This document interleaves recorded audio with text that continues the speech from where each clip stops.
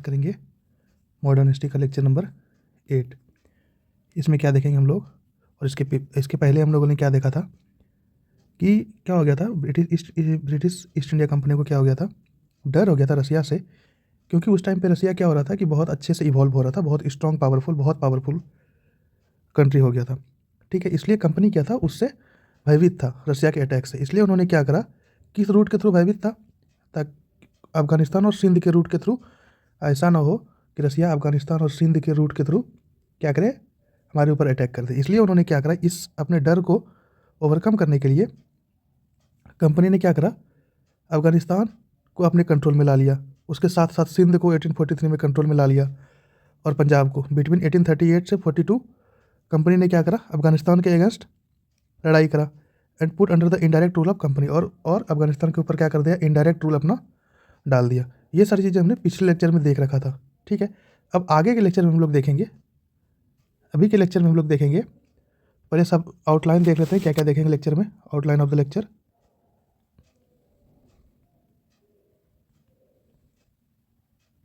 Outline of the lecture पहले देखेंगे doctrine of lapse. पहले क्या देखेंगे, सबसे पहले टॉपिक होगा डॉक्ट्रिन ऑफ लैप्स। दूसरा टॉपिक क्या होगा, setting up of new administration. Setting up of new administration, अपना नया एडमिनिस्ट्रेशन किस तरीके से सेट किया ईस्ट इंडिया कंपनी ने। तीसरा क्या देखेंगे, army of the company, company के कौन से आर्मी थे जिसके कारण वो सक्सेसफुल हो पाया अपने देश पे कब्जा करने के लिए। Army of the company, company के कौन से आर्मी थे। फोर्थ नंबर में देखेंगे हम लोग कंक्लूजन। ये हमारा फ्रॉम ट्रेड टू टेरिटरी का लास्ट यूनिट होगा या लास्ट टॉपिक होगा, कंक्लूजन। ठीक है, उसके बाद हम लोग देखेंगे setting up of new administration. हम लोग सब हेडिंग देखेंगे, क्या देखेंगे, setting up of new administration. Setting up of new administration हम लोग क्या देखेंगे कि वारन हेस्टिन और उसके जुडिशियल रिफॉर्म्स। अपने टाइम में वारन हेस्टिन ने क्या जुडिशियल रिफॉर्म किया था। एक नंबर में क्या देखेंगे, वारन हेस्टिंग एंड हिज जुडिशियल। उन्होंने काम तो एग्रीकल्चर सेक्टर में भी करा, जुडिशियल सेक्टर में भी करा, एडमिनिस्ट्रेटिव सेक्टर में भी करा। तो उसमें सबसे मेन उन्होंने क्या करा कि जुडिशियल सेक्टर में क्या काम करा, इन judicial reforms.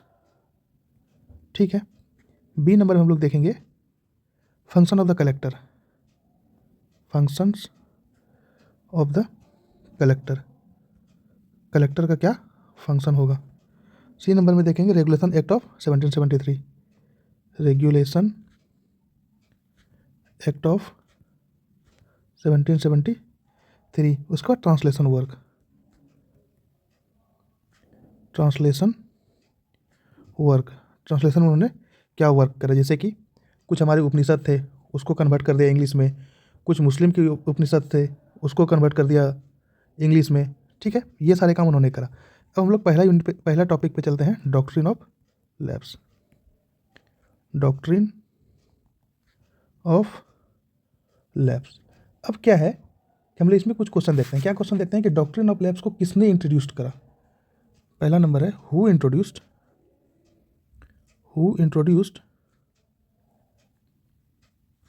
Doctrine of lapse, doctrine of lapse.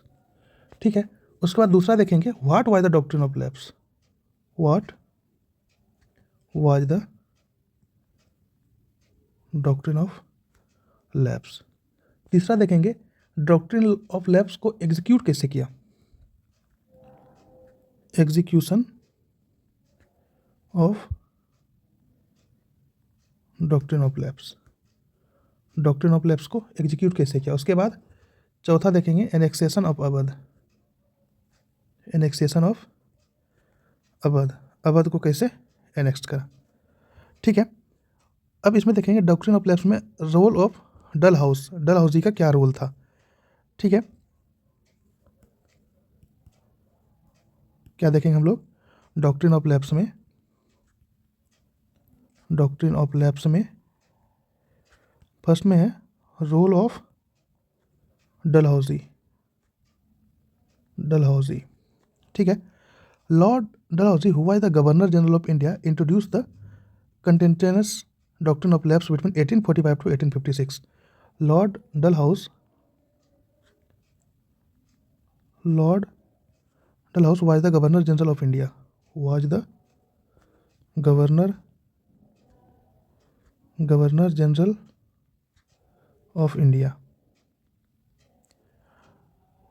ठीक है। और उन्होंने ही क्या करा था, डलहाउस ने ही क्या करा था, डॉक्ट्रिन ऑफ लैप्स को इंट्रोड्यूस किया India, and he introduced this policy, and he introduced the doctrine of lapse to annex the Indian state,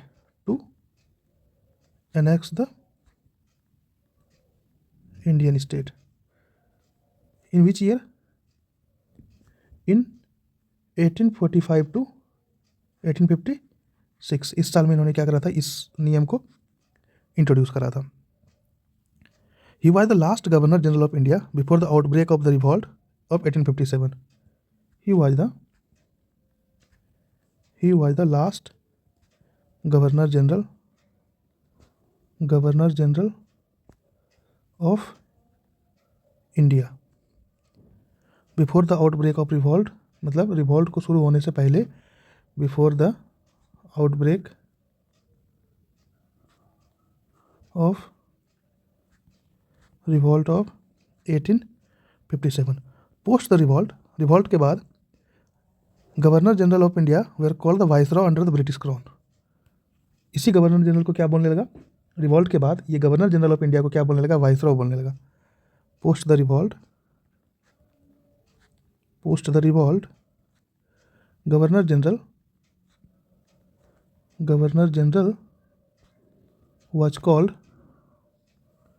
was called the Viceroy under the British Crown.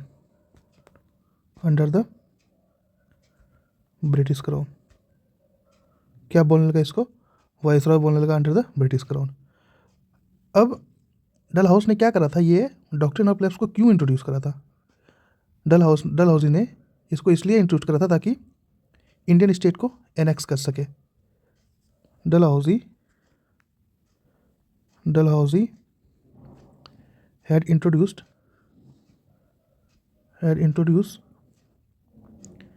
this policy. इस policy को क्यों introduce किया था? Introduce this policy to annex Indian state को क्या कर सके, Indian state, to annex Indian state. ठीक है. This was the last policy of annexation to have been adopted by the company official. और यही डॉक्ट्रिन ऑफ लैप्स, यही last policy था जो कि एक्सेप्ट किया गया था ईस्ट इंडिया कंपनी के थ्रू या कंपनी ऑफिसर्स के through. This was the last policy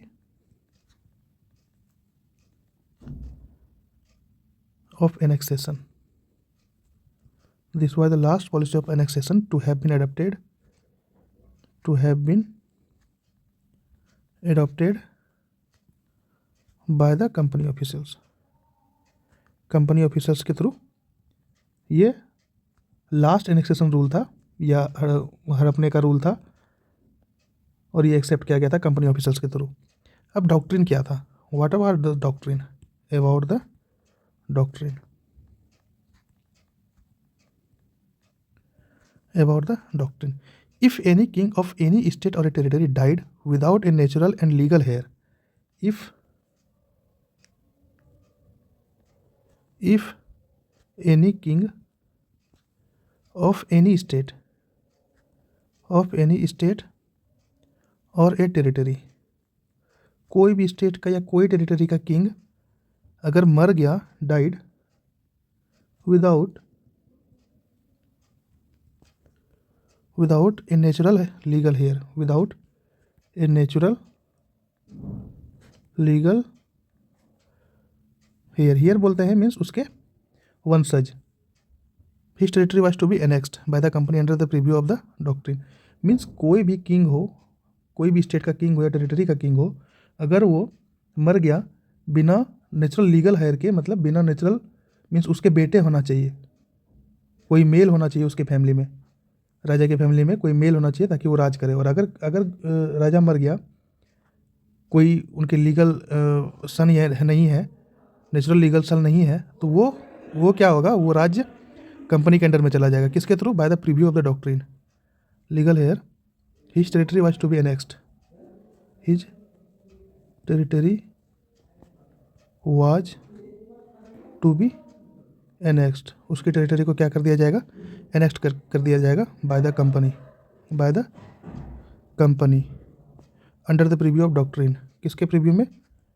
under the preview of doctrine, doctrine के प्रीव्यू में उसको क्या कर लिया जाएगा? उस टेरिटरी को कंपनी के अंडर में ले लिया जाएगा। ठीक है, अब इस पॉलिसी का एग्जीक्यूशन कैसे हुआ? Execution of the policy, execution of the policy, इस पॉलिसी को का एग्जीक्यूशन कैसे हुआ? Through the doctrine the company annex the following state, doctrine policy के through, through the doctrine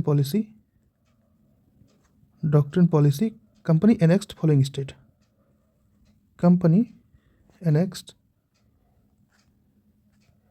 following state. क्या था? कौन कौन सा था? फर्स्ट में था in 1848 Satara, located in Maharashtra was annexed, located in Maharashtra was annexed. Satara जो था 1848 में उसको एनेक्स्ट कर लिया गया। दूसरा कौन सा था?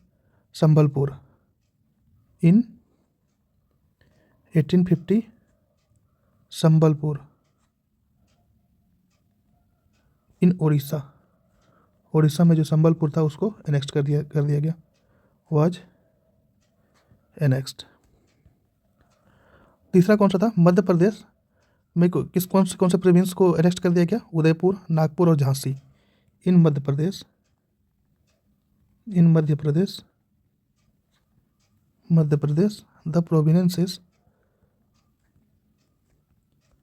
द प्रोविंसेस ऑफ उदयपुर 1852 में, नागपुर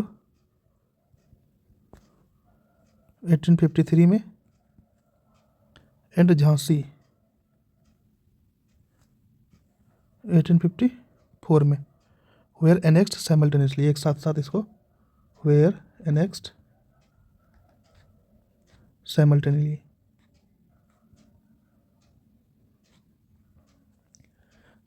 इसको एनेक्स्ट कर लिया गया। ठीक है, during the period of annexation Jhansi was under the rule of Rani Lakshmibai. Annexation के टाइम पे during the period of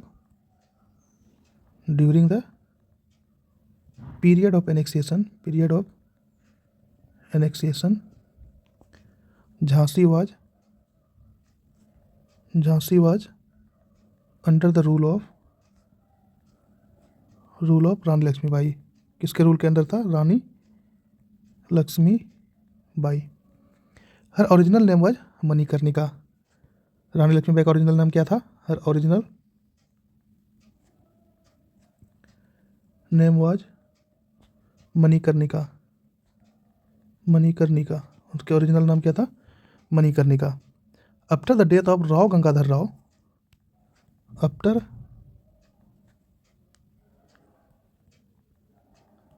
after the death of Rao Gangadhar Rao,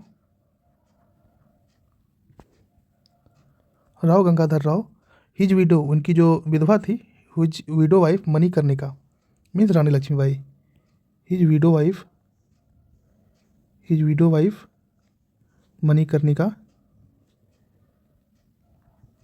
Manikarnika took over the throne. Manikarnika ने क्या करा? उस राजा की गद्दी को टूक ओवर कर लिया। Manikarnika took over the throne, Manikarnika ने उस थ्रोन को हथिया लिया। They had an adopted son named Damodar Rao. उनके पास मीन्स राव गंगाधर राव और उनकी मणिकर्णिका के पास एक एडॉप्टेड सन था जिसका नाम था राव दामोदर राव। दे दे हैड एन एडॉप्टेड सन जिनका नाम क्या था, नेम्ड दामोदर राव। उनका नाम क्या था, दामोदर राव था। अब देखते हैं हम लोग अवध का एनेक्सेशन कैसे हुआ। एनेक्सेशन ऑफ अवध कब हुआ था ये अवध का एनेक्सेशन, 1856 में। ठीक है। Even though Awadh had a legal natural heir, Awadh के पास लीगल नेचुरल वारिस था। Even Awadh had a legal natural heir, Awadh के पास क्या था, लीगल नेचुरल वारिस था। The region was still annexed, फिर भी क्या हुआ, the region was still annexed, उस रीजन को फिर भी क्या कर लिया गया, एनेक्स्ट कर लिया गया। The soldier of the province of Awadh help the British in their struggle to take charge in Indian territory. जो सोल्जर था, the soldier of Awadh, Awadh के जो सोल्जर थे, the soldier of Awadh had helped the British को क्या करा था, हेल्प करा था। Help the British in their struggle, उसके स्ट्रगल में हेल्प किया था। To take charge of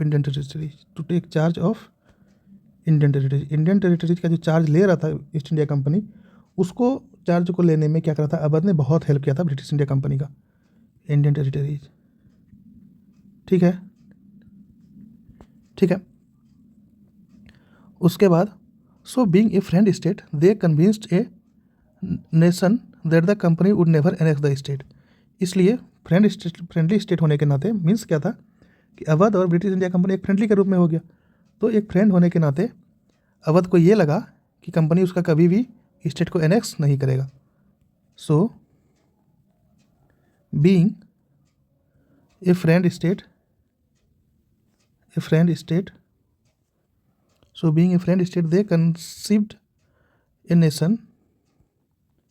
they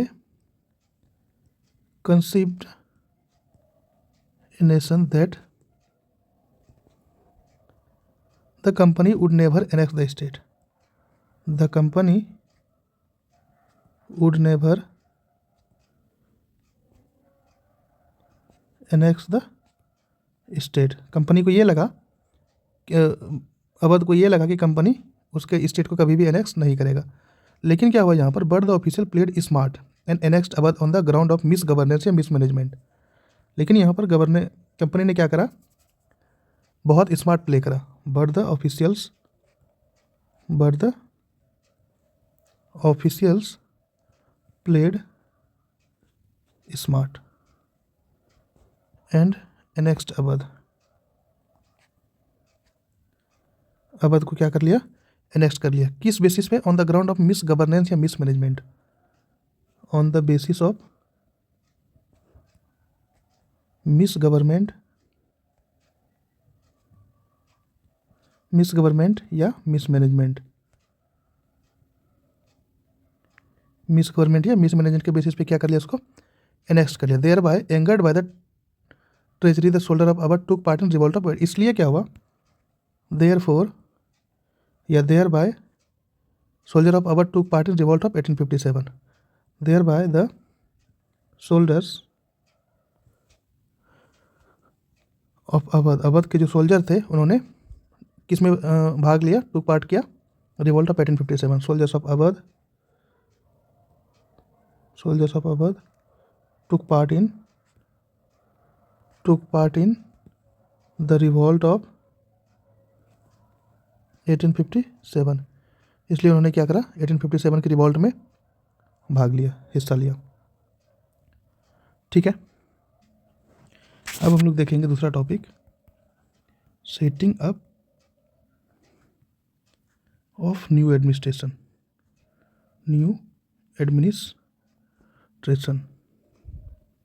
अब वारन हेस्टिंग ने क्या करा, क्या नया एडमिनिस्ट्रेशन का सेटिंग किया या कैसे उसको सेट करा, according to their rule.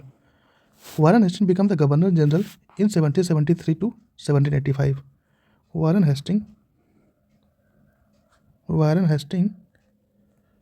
became the governor general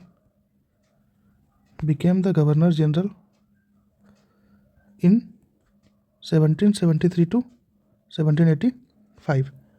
कब बना ये? Warren Hasting become governor general in 1773. He gave the proper shape to the administration. He gave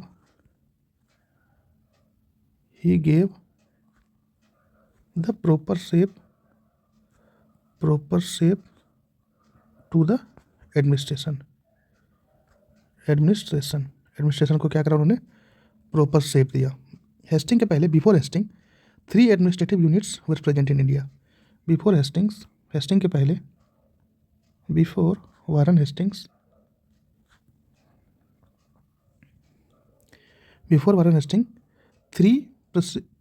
3 administrative units were present in India. 3 administrative unit were present in India. India में क्या था? 3 administrative unit present था. कौन कौन था? Bombay presidency, Calcutta presidency and Madras presidency. कौन कौन था? बॉम्बे प्रेसिडेंसी,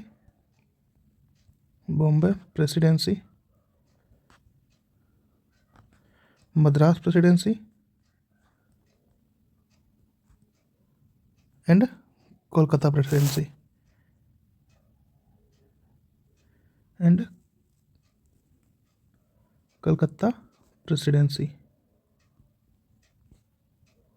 इन तीनों जगह पे क्या होता था? उनके पास रेस्पेक्टिव गवर्नर्स होते थे. The 3 presidency were Bombay, Calcutta and Madras which had their respective governors. इनके पास भी अपना गवर्नर था. इस प्रेसिडेंसी में भी अपना गवर्नर था और इस प्रेसिडेंसी में भी अपना गवर्नर था. ठीक है. The head of presidency was known as governor. Governor अब किसको बोलते थे उस टाइम पे? The head of presidency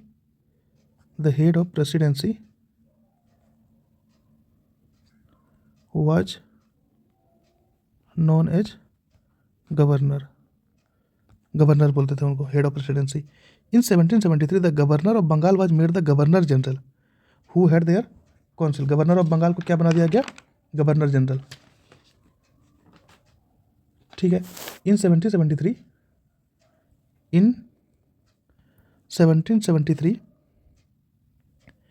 head of Bengal was made the governor general. In 1773 the governor of Bengal presidency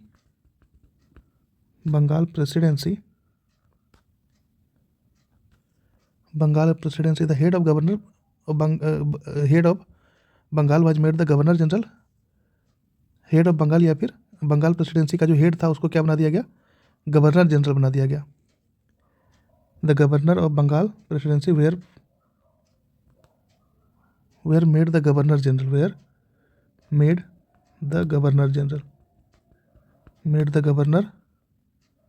general who had, जिसके पास अपना काउंसिल भी था. हु हैड देयर काउंसिल, उसके पास अपना काउंसिल भी था. तो Warren Hasting become the first governor general of India. इसलिए दस वारन हेस्टिंग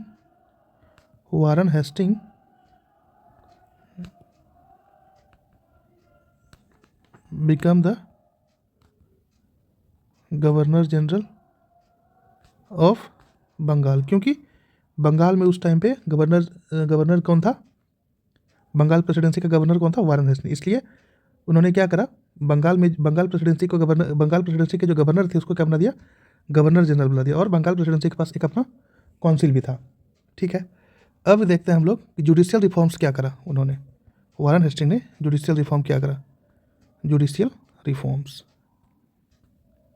रिफॉर्म्स क्या करा? Hasting brought about several judicial, administrative and military reforms. Hasting ने क्या करा? Hasting brought several several judicial, administrative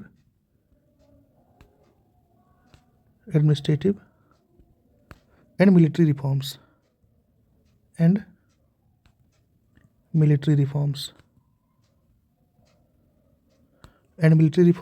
लेकिन उसमें से क्या है कि he judicial reforms were the prime importance, लेकिन उनमें से क्या है बट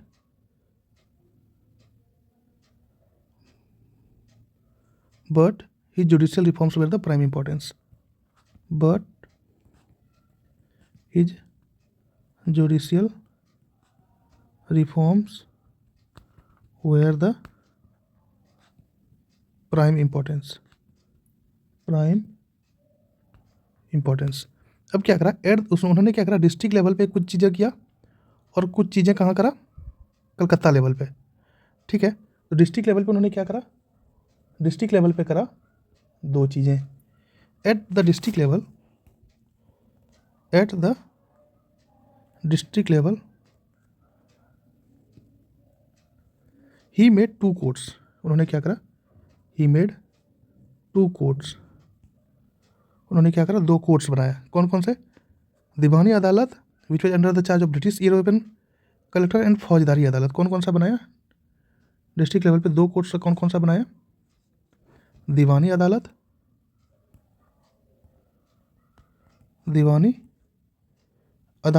और दूसरा कौन सा बनाया, फौजदारी अदालत।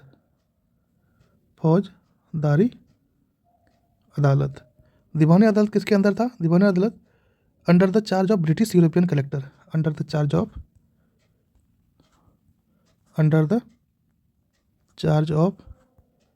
British European collector. ये किनके अंदर था, ब्रिटिश यूरोपियन कलेक्टर के अंदर था। फौजदारी अदालत which was under the qazi and mufti, which was under the, ये किसके अंदर था, under the qazi and mufti. और इनको भी कौन कंट्रोल कर रहा था, again under the supervision of collector, again under the supervision, इसका सुपरविजन कौन कर रहा था, सुपरविजन ऑफ कलेक्टर के सुपरविजन के अंदर ही रहा ये काजी एंड मुफ्ती। अब काजी कौन था और मुफ्ती कौन था, काजी था जज and Mufti who interpret the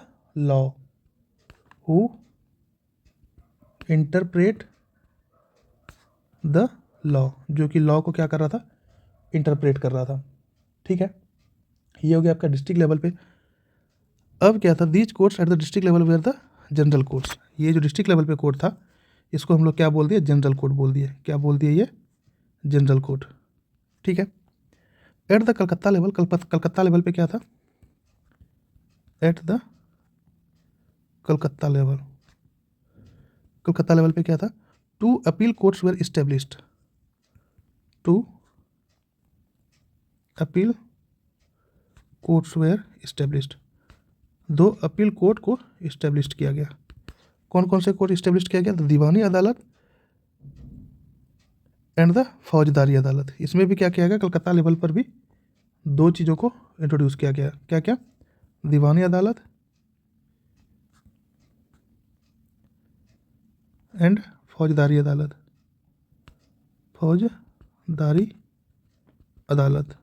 ठीक है, दीवानी अदालत एंड फौजदारी अदालत। दीवानी अदालत को क्या बोलते थे, Sadar Diwani court. This was also known as, Diwani Adalat was known as also known as, क्या बोलते थे, सदर दीवानी कोर्ट। क्या बोलते थे इनको, सदर दीवानी कोर्ट। और फौजदारी अदालत को क्या बोलते थे, फौजदारी अदालत को बोलते थे सदर निजामत अपीलेट कोर्ट। क्या बोलते थे, सदर निजामत अपीलेट कोर्ट। इसको क्या बोलते थे, सदर निजामत अपीलेट कोर्ट। एप्लीएट कोड। अब हम लोग नेक्स्ट लेक्चर में देखेंगे function of the collector, regulation act. Next lecture में देखेंगे हम लोग क्या, नेक्स्ट लेक्चर में क्या देखेंगे, function of the collector, function of collector, function of collector, regulation act of 1773, regulation act of 1773, उसके बाद translation work, army of the company और conclusion. Translation work, translation work, उसके बाद army of the company, army of the company और conclusion, conclusion. ये 5 point हम लोग क्या देखेंगे, नेक्स्ट लेक्चर में देखेंगे। तब तक के लिए thank you so much, take care, goodbye, जय हिंद जय भारत, बहुत बहुत धन्यवाद।